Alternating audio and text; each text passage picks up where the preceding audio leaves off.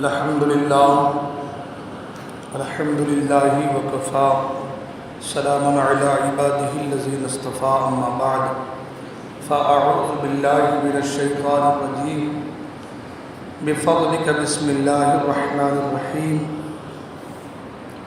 والتين والزيتون وطور سينين وهذا البلد الأمين لقد خلقنا الإنسان في أحسن تقويم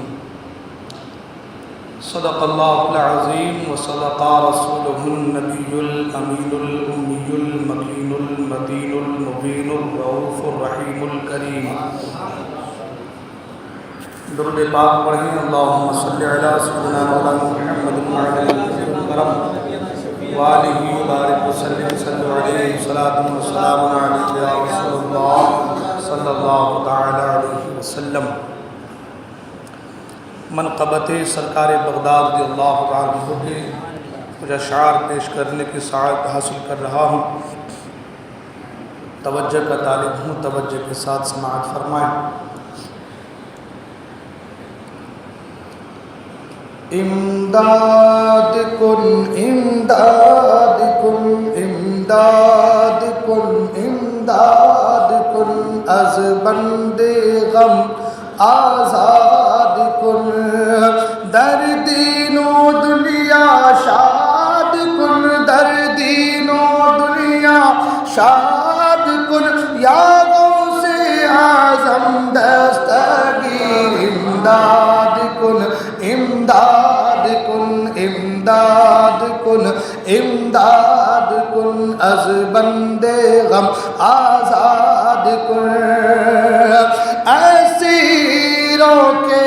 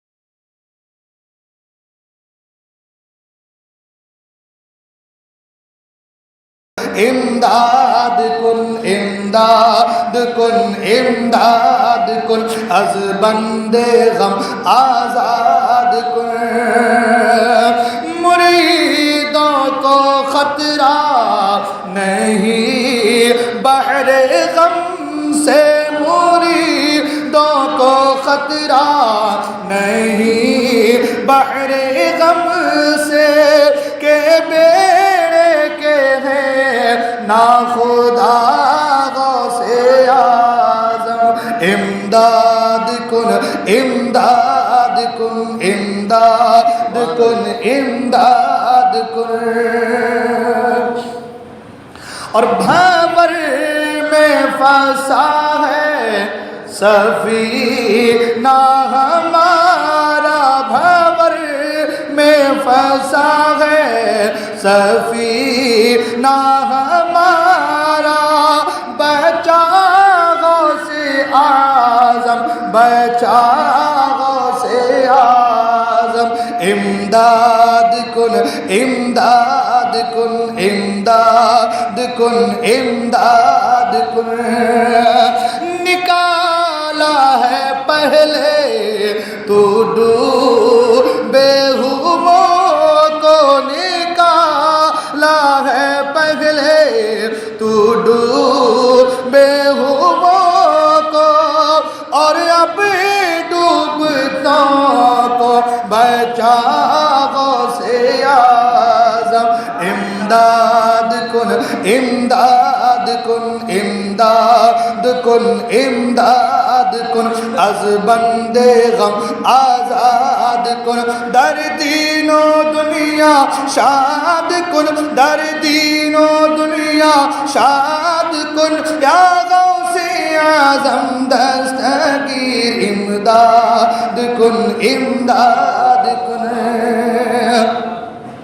اور کہے کس سے جا کر حسن اپنے دل کی کہے کس سے جا کر حسن اپنے دل کی سنے کون تیرے سوا غوث اعظم امداد کن امداد کن از بندے غم آزاد کن در دین و دنیا شاد کن در دین و دنیا شاد کن یا غوث اعظم دستگیر امداد کن امداد کن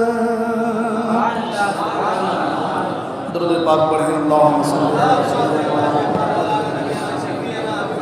معدل الجود والکرم وآلہ الکرام وآلہ الکریم بارک وسلم صلو علیہ صلاة و سلام علیہ یا رسول اللہ صلی اللہ تعالی علیہ وسلم۔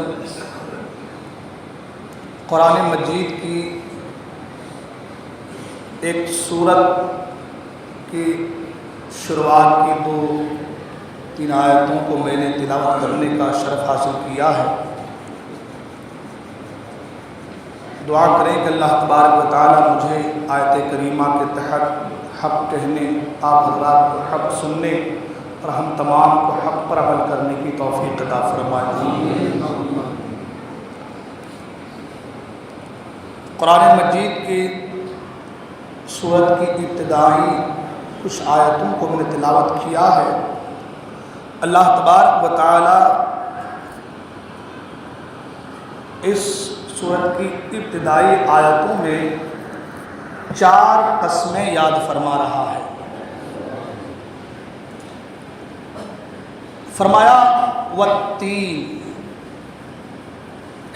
انجیر کی قسم، والزیتون، اور زیتون کی قسم، وطور سینین، اور طور سینا کی قسم، وَهَٰذَا الْبَلَدِ الْأَمِينِ، اور امن والے مکہ شہر کی قسم۔ اللہ تبارک و تعالیٰ نے پہلے ان 4 قسموں کو یاد فرمایا ہے، 4 قسموں کا ذکر فرمایا ہے، اس کے بعد فرمایا لَقَدْ خَلَقْنَا الْإِنسَانَ فِي أَحْسَنِ تَقْوِيمٍ، کہ ہم نے انسان کو اچھی صورت میں پیدا فرمایا۔ سوچنے والی بات یہ ہے کہ انسان کی تخلیق اور انسان کی پیدائش سے پہلے اللہ تبارک و تعالی 4 چیزوں کی قسمیں یاد فرما رہا ہے، انجیر کی، زیتون کی، طور سینا کی، اور امن والے شہر مکہ مکرمہ کی۔ مفسرین فرماتے ہیں یہ 4 چیزوں کی جو قسمیں اللہ نے یاد کیا ہے، یہ 4 چیزیں 4 علاقے سے نسبت رکھتی ہیں۔ یہ 4 چیزیں 4 علاقے سے۔ آسمانی کتابیں کتنی نازل ہوئی؟ 4۔ یہاں پر جو ذکر آیا ہے وہ 4، اور یہ 4 چیزیں 4 علاقے سے۔ علماء فرماتے ہیں کہ والتین یعنی انجیر کی قسم، اس سے مراد علاقہ عیسیٰ علیہ السلام ہے، جہاں انجیر کی پیداوار بہت زیادہ ہے۔ فرمایا والزیتون، اس سے مراد علاقہ داؤد علیہ السلام ہے، جہاں پر زیتون کی پیداوار زیادہ ہے۔ یوں تو اس کے الگ الگ اقوال بھی ہیں کہ فرمایا گیا کہ انجیر بہت مفید ہے ہاضمے کے لیے، زیتون کے تعلق سے فرمایا گیا زیتون کس کس کام میں آتا ہے، بواسیر کے لیے، گھٹیا کے درد کے لیے، وہ خیر اپنی جگہ پر ہے، اس کے فوائد اپنی جگہ پر ہیں، مگر مفسرین فرماتے ہیں آسمانی کتابیں 4، توریت، انجیل، زبور اور قرآن مجید، وہ 3 سے مراد انجیر کی قسم یعنی علاقہ عیسیٰ علیہ السلام جہاں پر انجیل مقدس نازل ہوئی، علاقہ عیسیٰ علیہ السلام کی قسم بیان فرمایا، مراد علماء اکرام لکھا ہو بیان کر رہا ہے، اور زیتون سے مراد علاقہ داؤد علیہ السلام، داؤد علیہ السلام پر زبور نازل ہوئی، وطور سینین، طور سینا سے مراد وہ جگہ جہاں پر حضرت سیدنا موسیٰ علیہ السلام تشریف لائے، اللہ سے ہم کلام ہوئے، ہے نا، اور پھر فرمایا وَهَذَا الْبَلَدِ الْأَمِينَ سے مراد شہر مکہ کی قسم، امن والے شہر مکہ کی قسم، جس مکہ مکرمہ میں اللہ تبارک و تعالی نے قرآن مجید کو نازل فرمایا۔ 4 چیزیں، والتین والزیتون وطور سینین وہذا البلد الامین، 4 کتابیں، 4 جگہ، 4 نبی پر نازل، اور 4 چیزوں کا ذکر قسم یاد کر کے اللہ تبارک و تعالی اس کے بعد حضرت انسان کی تخلیق کا ذکر فرما رہا ہے۔ پتہ یہ چلا ان 4 کتابوں میں، آسمانی کتابوں میں جو علم ہے، ان تمام علوم کی قسم، اے انسان ہم نے تمہیں اچھی صورت میں پیدا فرمایا، اے انسان ہم نے تمہیں اچھی صورت میں پیدا فرمایا۔ ہم اور آپ اپنے آپ پر غور نہیں کرتے، اپنے آپ پر توجہ نہیں دیتے۔ فرمایا گیا حدیث پاک میں من عرف نفسہ فقد عرف ربہ، جس نے اپنے آپ کو پہچان لیا اس نے خدا کو پہچان لیا۔ اپنے نفس کو پہچاننا، اپنے آپ پر غور کرنا، اپنے اندر جھانکنا، توجہ دینا کہ اللہ نے جو مجھے پیدا کیا ہے کس اعتبار، کس ڈھنگ، کس زاویے اور کس طریقے سے، کیا کیا پارٹس، کیا کیا چیزیں ہمارے وجود میں اللہ نے بخشی ہے۔ اللہ اور انسان 2 چیزوں کے مجموعے کا نام، ایک جسم اور ایک ہے روح، ایک جسم اور ایک ہے روح، ان دونوں کے مجموعے کا نام انسان ہے، ان دونوں کے مجموعے کا نام انسان ہے۔ اللہ نے انسان کو پیدا کیا، انسان میں بھی ہر انسان آپس میں برابر نہیں ہے، انسانوں میں بھی جو اسلام والے ہیں وہ بہتر ہیں، جو ایمان والے ہیں وہ بہتر ہیں، پھر ایمان والوں میں بھی، اسلام والوں میں بھی سب برابر نہیں، اسلام والوں لانے والوں میں بھی سب برابر نہیں، ان میں جو ولیوں کا مقام ہے وہ عام انسان سے بہتر، ولیوں میں بھی سب برابر، ان میں بھی سب برابر نہیں، ان میں بھی کچھ ایسے ہیں جسے اللہ نے نبوت سے نوازا۔ ولیوں سے مراد تقوی والے، اچھے لوگ، پرہیزگار لوگ ہیں۔ ولیوں کا ذکر اس لیے کر رہا ہوں تاکہ آپ کے ذہن میں بات آ جائے کہ انسان برابر نہیں ہے، انسان برابر نہیں ہے، ایک درجہ انسان سے ایک درجہ اوپر مسلمان کا، اس سے ایک درجہ بہتر ولی کا، اس سے ایک درجہ بہتر نبی کا، اور نبیوں میں بھی ایک درجہ ہے جن کو کہتے ہیں رسول، ان کا درجہ اور ان کا لیول اور بہتر، رسولوں میں بھی ایک درجہ اور جن کو کہتے ہیں اولو العزم، اور جہاں اولو العزم کی انتہا ہے وہاں سے میرے مصطفیٰ کی ابتدا ہے، جہاں سے اولو العزم کی انتہا ہے وہاں سے مصطفیٰ کی ابتدا ہے، تو پتہ یہ چلا کہ ہر کوئی برابر اب ایک بات سنیں، قرآن مجید میں اللہ فرماتا ہے الذین آمنوا وکانوا یتقون، اللہ کے ولی کون ہیں؟ فرمایا وہ جو ایمان لائے اور تقوی اختیار کیا۔ وہ جو ایمان لائے اور تقوی، ایمان لانے والوں میں بھی، ایمان لانے میں بھی سب برابر نہیں، کسی کا ایمان کمزور کسی کا مضبوط، تقوی میں بھی سب برابر نہیں، کوئی تقوی کے معاملے میں کمزور کوئی مضبوط۔ تو جس کا تقوی جتنا بلند وہ اتنا ہی رب کے قریب، وہ اتنا ہی رب کے، کیوں؟ اس لیے کہ انسان کو جو بنایا گیا دو چیز کا مجموعہ، ایک روح اور ایک جسم۔ یہ جسم کچھ نہیں ہے، یہ جسم، یہ ڈھانچہ یہ کچھ نہیں ہے، یہ جسم ہر انسان کا ایک جیسا ہے، دو آنکھیں، دو کان ہے، ناک ہے، زبان ہے، بولی ہے، بال ہے، کھال ہے، پاؤں ہے، ہاتھ ہے، سب برابر، یہ اس میں سب برابر ہے، مگر جو روح ہے وہ روح سب کی ایک جیسی نہیں، سب کی روح برابر نہیں، اس لیے کہ روح جو ہے اگر وہ برابر ہو جائے تو پھر انسان بھی عام جیسے ہو جائے، ایک جیسے ہو جائے۔ وہ روح جو ہے اس کا رشتہ اللہ سے جتنا مضبوط وہ اتنا ہی اللہ کے قریب،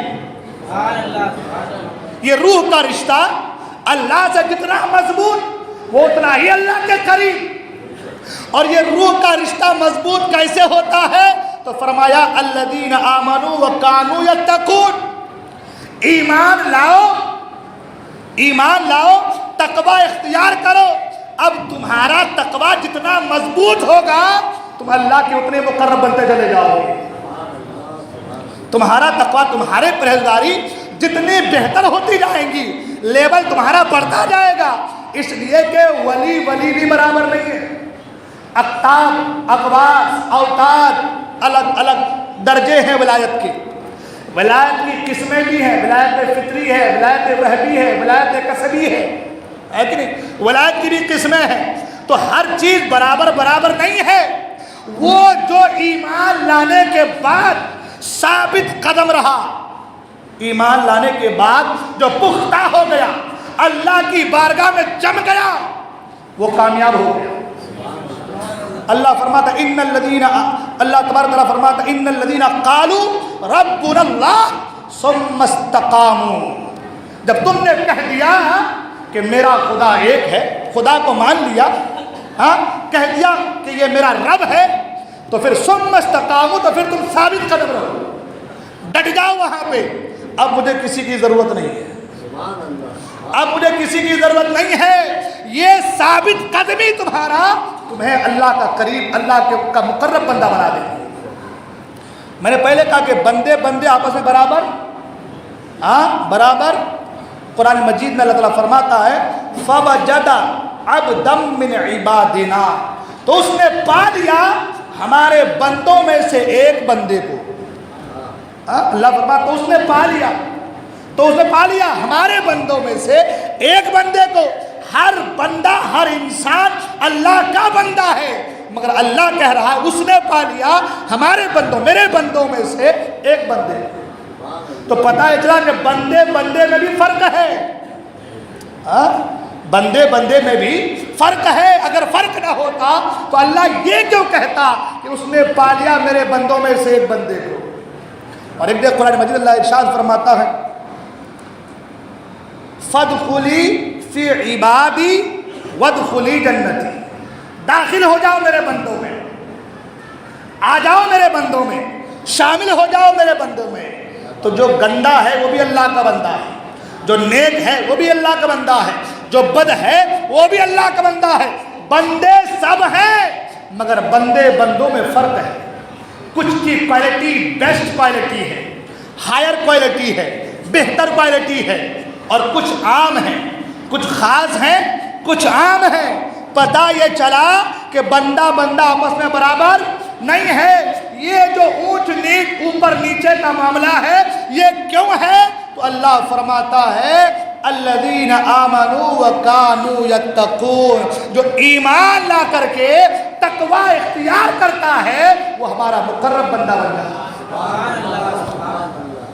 وہ ہمارا مقرب بندہ بن جاتا ہے۔ اب مقرب بندوں کی فہرست میں، لسٹ میں آج ہم جس اللہ کے نیک بندے کا ذکر کرنے جا رہے ہیں وہ قطب الاقطاب، غوث الاغواث، شہنشاہ بغداد، سرکار غوث پاک رضی اللہ تعالیٰ عنہ کی ذات ہے۔ سرکار غوث پاک کی زندگی کو ہمارا بارہا سماعت کیے ہیں، بارہا سیرت غوث پاک سنتے آ رہے ہیں۔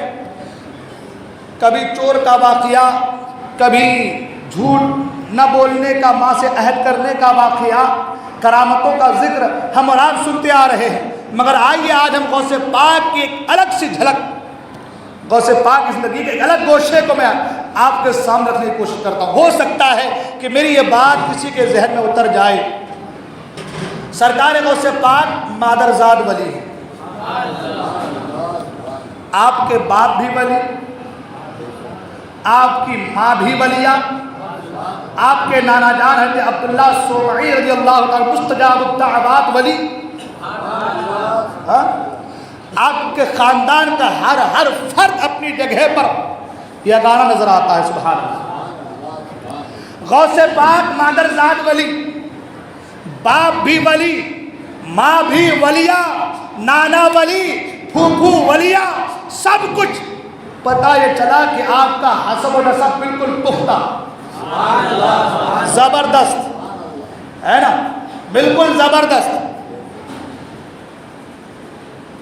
اعلیٰ سرکار فرماتے ہیں نبوی میں علوی فصل بطولی گلشن، نبوی میں علوی فصل بطولی گلشن، حسنی پھول حسینی ہے مہکنا تیرا۔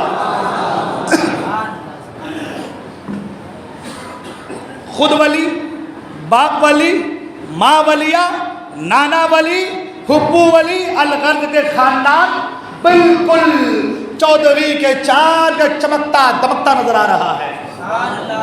مگر سرکار غوث پاک سے پوچھیں آپ کی ولایت کے حوالے سے، آپ کی ولایت کے حوالے سے سرکار غوث پاک فرماتے ہیں کہ مجھے یہ مرتبہ ایسے نہیں ملا۔ سرکار غوث پاک فرماتے ہیں مجھے یہ مقام، یہ مرتبہ ایسے نہیں ملا، میں نے بڑی محنت کی ہے، مشقت کی ہے، مجاہدہ کیا ہے، 25 سال تک عراق کے بیابانوں جنگلوں میں اللہ کا ذکر کرتا رہا، عبادتیں کرتا رہا، تب جا کے اللہ نے مجھے یہ مقام، یہ مرتبہ عطا فرمایا۔ آج ہمارا حال، پیدرم سلطان بود، میرا باپ بادشاہ تھا، اب معاملات الگ ہو گئے، ذرا سا کچھ معاملہ ہو جائے ہمارے تیور بدل جاتے ہیں۔ عالم ہے تو اس کا بیٹا اب وقت کا خود بھی کچھ نہیں پڑھا مگر وہ عالم نظر آ رہا ہے۔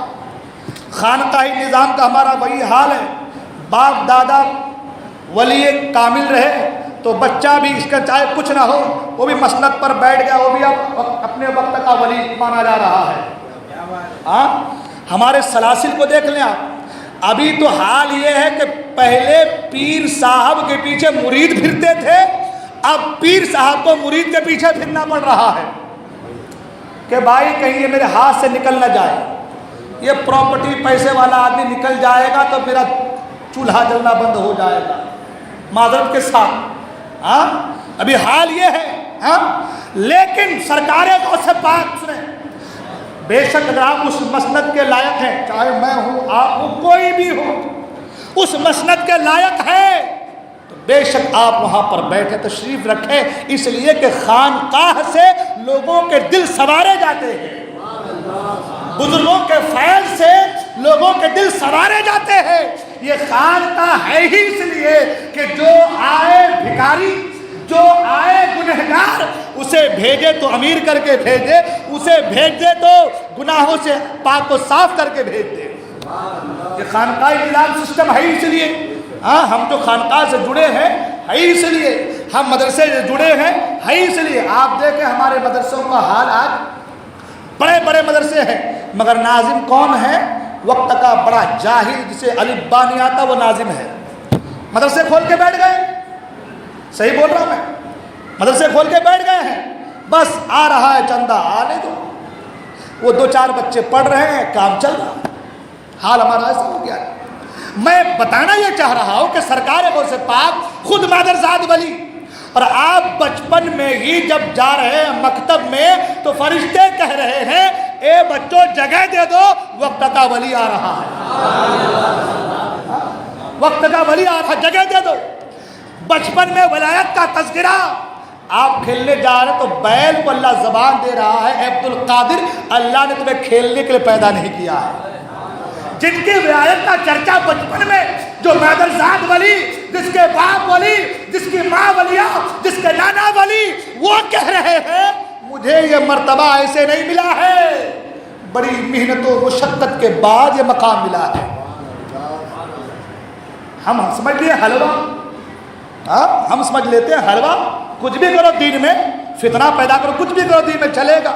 ہمارا حال سرکار غوث پاک کی زندگی کا مطالعہ کریں، آپ فرماتے ہیں 40 سال تک عشاء کی وضو سے فجر کی نماز غوث پاک نے ادا کی ہے۔ ہمارے باپ دادا نے کیا ہے، ہم نے کیا ہے، اگر ہمارے بزرگوں نے کیا، ہمارے باپ دادا نے کیا ہے تو ہم کو چاہیے کہ ہم بھی ویسا کریں، ہے نا؟ تب جا کے ہم یہ کہیں گے کہ ہاں ان کے وارث اور ان کے نقش قدم پر چلنے والے ہم ہیں، ہے نا؟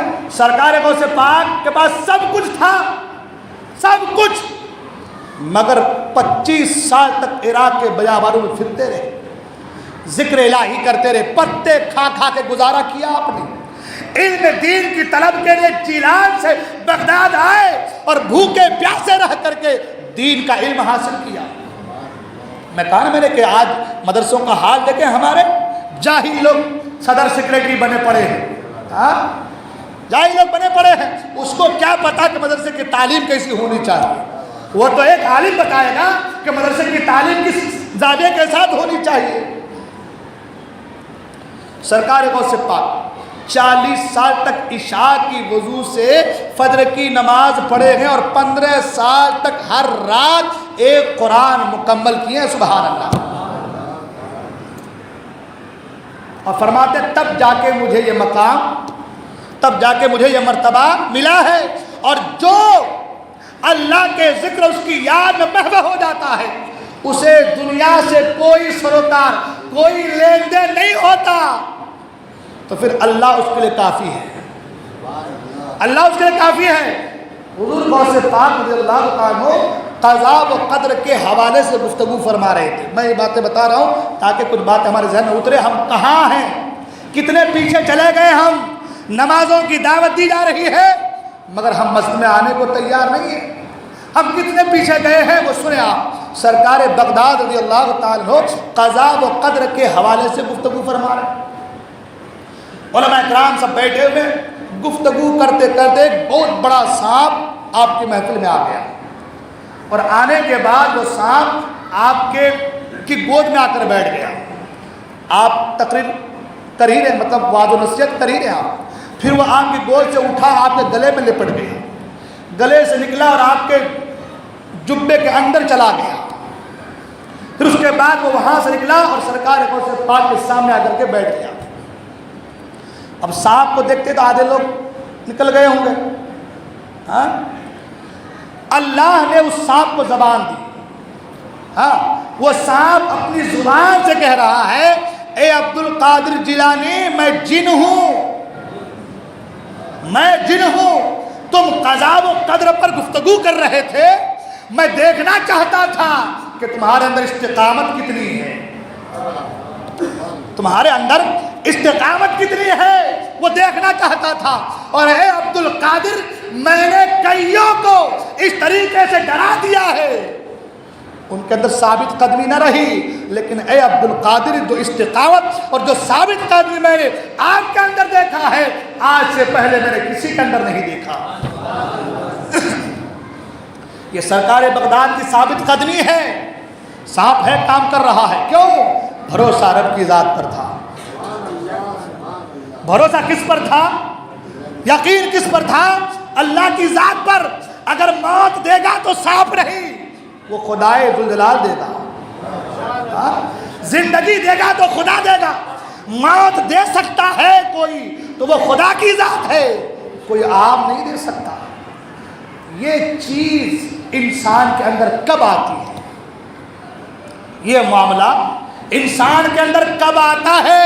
جب انسان کو تقوی کی دولت حاصل ہو جاتی ہے۔ جب انسان کو تقوی کی دولت حاصل ہو جاتی ہے۔ اور تقوی کیسے ملیں گے؟ نماز چھوڑ دینے سے تقوی کیسے ملے گا؟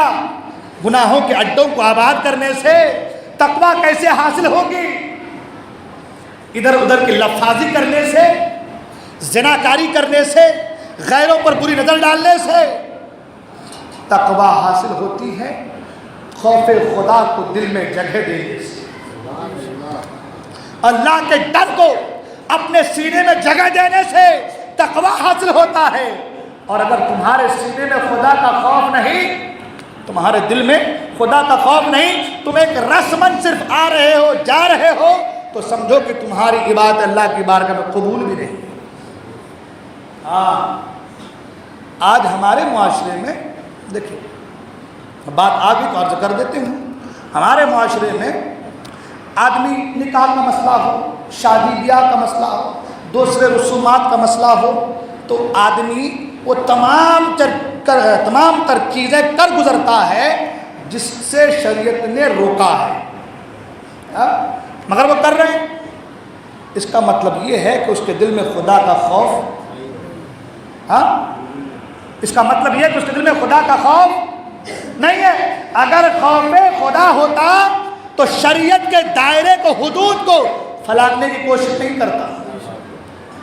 آج ہمارے یہاں رشتہ داریاں ہوتی ہیں وہابیوں کی، کرتے ہیں لوگ، کرنے والے ہے نا، وہ کرتے ہیں، اس کے دل میں خدا کا خوف نہیں ہے۔ اگر خوف خدا اس کے سینے میں ہو تو غلط کام تو نہیں کرے گا، حرام کام تو نہیں کرے گا، ٹھیک ہے، اس کے دل میں خدا کا خوف نہیں۔ مگر جو لوگ جا رہے ہیں وہاں حاضری کے لیے، جو لوگ جا رہے ہیں لیپنے کے لیے، ان کا کیا ہے؟ پھر سننے والی بات ہے نا۔ تقوی ایسے نہیں آتی، تقوی اتنی آسان چیز نہیں ہے۔ کہو کچھ کرو کچھ۔ سرکار غوث پاک کے کا فعل اور عمل دونوں کے اندر کوئی تضاد نہیں تھا۔ آپ پہلے کرتے تھے پھر کہتے تھے، پہلے کر کے بتایا ہے، پہلے کر کے دکھایا ہے، تب جا کے بتایا ہے۔ ہمارے قول کچھ اور ہیں، ہمارے فعل کچھ اور ہیں۔ ہم زبان سے کہتے ہیں ایسا نہیں کرنی چاہیے، مگر عمل سے ہم ایسا کرتے ہیں۔ غلط بول رہا ہوں میں؟ تو پھر آپ مجھے بتاؤ کہ آپ اللہ کا مقرب بندہ کیسے بنیں؟ جب آپ شریعت کا النگھن کریں گے تو پھر آپ کی دعائیں کیسے قبول ہوں گی؟ آپ کی پریشانیاں کیسے دور ہوں گی؟ اگر آپ شریعت کے حدود کو توڑ رہے ہیں، آپ نماز پڑھ پڑھ کے چہرے پہ کالک کر کر کے کچھ بھی کر لیں، آپ مر جائیں، شریعت کا کہ دائرے کو توڑنے والا وہ کبھی بھی اللہ کا مقرب بندہ نہیں بن سکتا۔ ہمارے یہاں شادی بیاہ کا موقع ہے، شادی بیاہ کے موقع پر دیکھیں آپ اتنا خرچہ نہ جانے کیا کیا، ڈی جے باجے کیا کیا چیزیں، خرافاتیں کیوں کر رہے ہیں؟ خدا کا خوف ہوتا تو نہیں کرتے۔ کچھ لوگ ہیں جو نہیں کر رہے ماشاءاللہ، کچھ لوگ ہیں جو بچ رہے ہیں، ان پیسوں کو غریبوں میں لگا رہے ہیں ایسے اللہ کے بندے، ہے نا، ہے اس لیے ایسا نہیں کہ نیک بندوں سے زمین خالی ہے، ایسا نہیں ہے، نیک بندے ایسے بھی ہیں جو خرافات سے بچ رہے ہیں، جو بچ رہے ہیں وہ اللہ کے قرب میں جا رہے ہیں،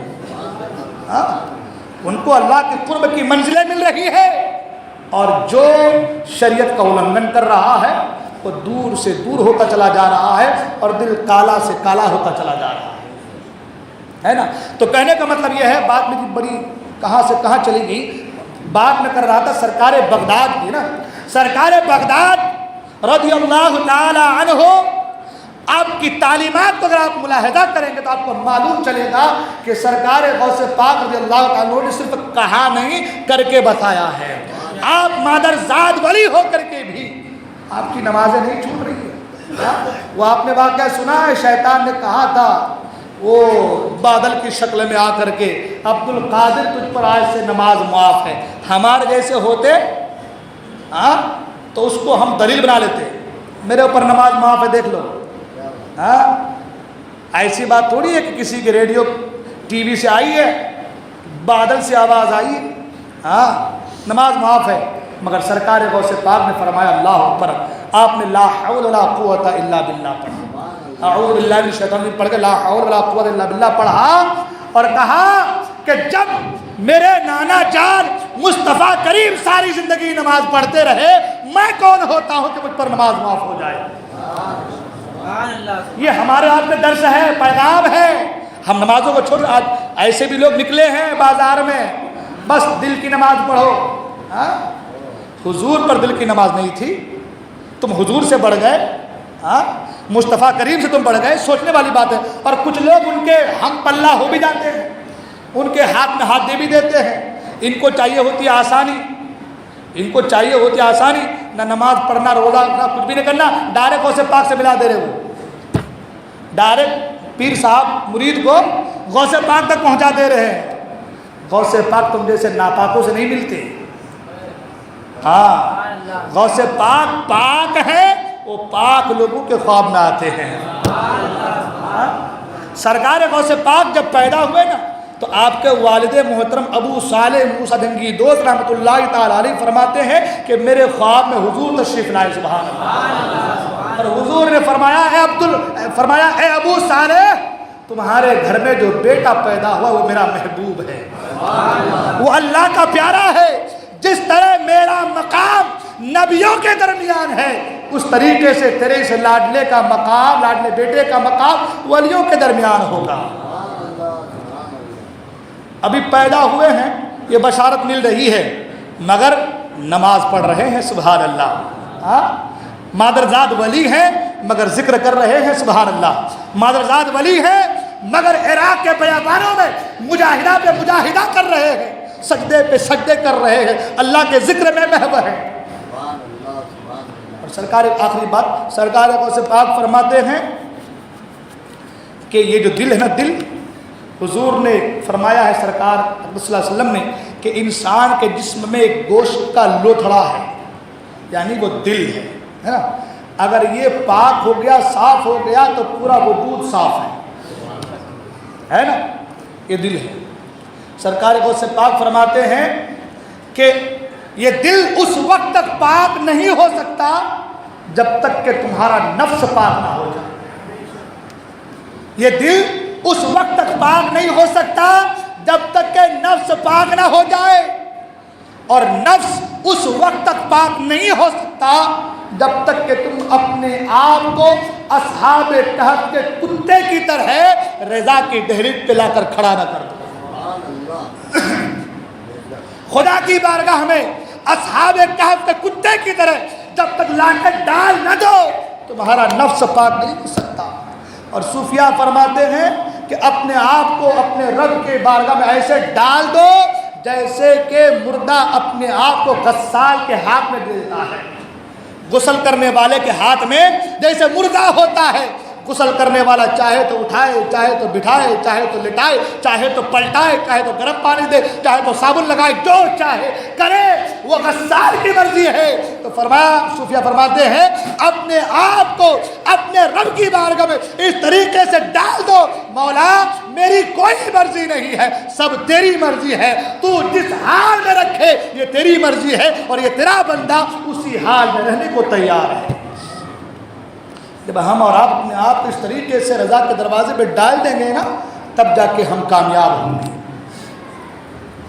مگر یہ کام بڑا مشکل ہے نہیں, یہ کام تھوڑا مشکل ہے. مشکل کچھ نہیں ہے اگر آدمی ٹھان لے, ہے نا, مشکل کچھ نہیں ہے اگر آدمی ٹھان لے. آسانیاں ہیں اس لیے کہ ہمارے بزرگوں نے کر کے بتایا ہے. حضرت عتبہ بن غزوان, ایک بات یاد آ گئی, آخری بات, حضرت عتبہ بن غزوان صحابی رسول حضور کے ساتھ چل رہے ہیں. چلتے چلتے آگے جنگ کی نوبت آ گئی. جب جنگ کی نوبت آ گئی تو حضرت عتبہ بن غزوان لڑتے لڑتے آگے بڑھ گئے. اچانک آپ کی نگاہ ایک خوبصورت لڑکی پر پڑ گئی. لڑکی بڑی خوبصورت تھی. آپ کی نگاہ پڑی. جیسے ہی نگاہ پڑی دل نے خیال کیا اے عتبہ کیا کر رہا ہے. کسی غیر کی طرف نظر کر رہا. ایک آنکھ کو بند کیا اور ایک آنکھ لڑکی کو دیکھ رہے تھے. کیا کر رہا ہے؟ کسی غیر لڑکی غیر محرم کو دیکھ رہا ہے. اتنا خیال آنا تھا تلوار کو موڑا اور آنکھ میں ڈال کر کے آنکھ کے ڈیلے کو باہر نکال کر کے اپنے جوتے کی طرح مسل دیا. جوتے کے لیے مسل دیا. اپنے جوتے کے لیے رکھ کر کے مسل دیا اور کہا جو آنکھ کسی غیر کی طرف دیکھے اس آنکھ کو میرے جسم میں رہنے کا کوئی حق حاصل نہیں ہے. یہ ہمارے بزرگوں کا طریقہ رہا ہے. یہ ہمارا تب جا کے کامیاب ہوئے.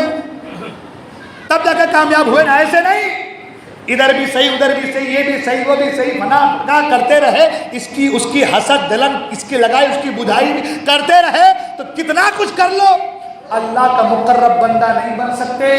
اللہ کا مقرب بندہ غوث پاک کا سچا چاہنے والا اس وقت بن پائیں گے جب اللہ اس کے رسول کے فرامین اور تعلیمات غوث اعظم پر عمل کرنے کی کوشش کریں گے.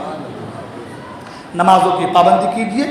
دین سے جڑیے. وقت کافی ہو چلا ہے. بولنے کی غلطیوں میں توبہ کرتا ہوں. استغفر اللہ ربی من کل ذنب و اتوب الیہ. لا الہ الا اللہ محمد صلی اللہ علیہ وسلم. السلام علیکم و رحمۃ اللہ وبرکاتہ.